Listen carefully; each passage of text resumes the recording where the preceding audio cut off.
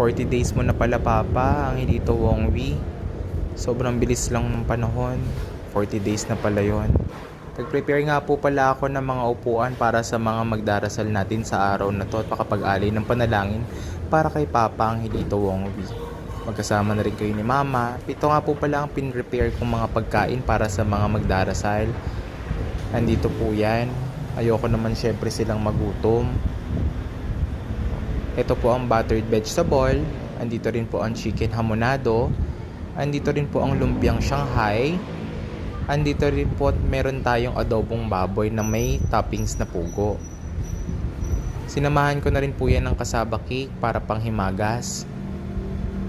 Ayan po yan. At saka syempre kanin po para hindi naman tayo mabitin sa masarap na ulam. Uhoy. Ito po ang rellenong bangus. Ito na nga po palat na punan na natin ang mga upuan. Ito na po ang ating mga magdarasal. Salamat po pala sa pag-alay ng panalangin para makatawid ang Papa sa kapayapaan sa kabilang buhay. Maraming salamat at nag-alay din po kayo ng oras para mapuntahan.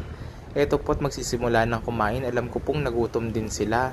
Ang init din po kasi ng panahon. Nagkulang pa nga ako ng upuan. Sorry po. Ayan po yung mga tito at lola ko. Andito rin po sila upang mag-alay ng mga panalangin. Ayan po. At syempre, habang nag-aantay at nagpapababa, eto na rin po at natapos na din po kami.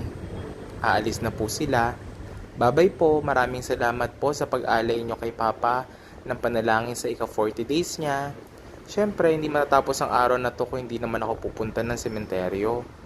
Eto po, pupunta na po ako. Malapit-lapit na rin po ako pupunta sa Mosileo.